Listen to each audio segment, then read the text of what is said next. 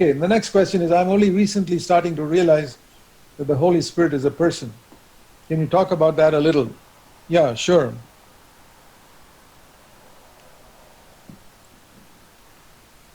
Jesus said, and that's the blessed place to begin.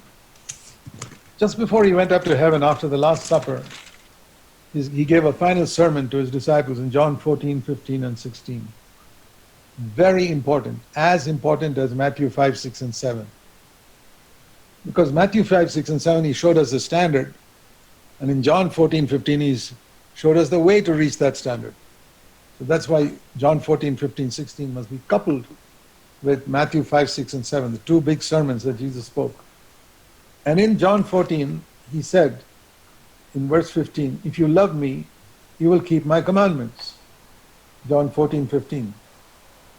And all his commandments were, don't get angry, don't lust after women, don't love money, don't be anxious, and a whole lot like that. The standard is so high. And he says, if you love me, keep my commandments. And my immediate response is, Lord, I can't keep them. And without my asking, he answers my question. Next verse, John 14, 16. I will ask the Father. I know keeping the commandments is very difficult, impossible. I'll ask the Father, he'll give you a helper. In the context of that, what is the meaning of helper? A helper to keep those commandments which I want to keep but I cannot keep.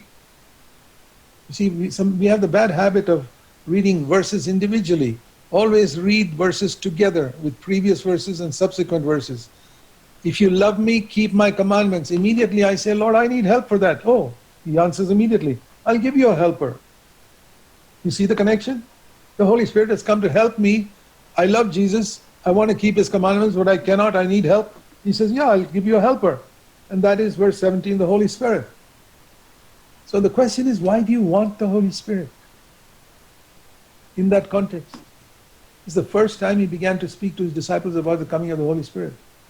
And he never spoke about it in relation to speaking in tongues or evangelism. He spoke about it in relation to giving us help to keep his commandments.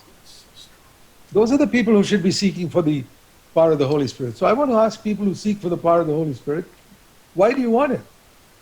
Do you want to be able to testify and join the club? Hey, I've joined the club. I'm also filled with the Holy Spirit. I don't think you'll ever be filled with the Spirit, genuinely, if you're seeking it for that. But seek it for this reason.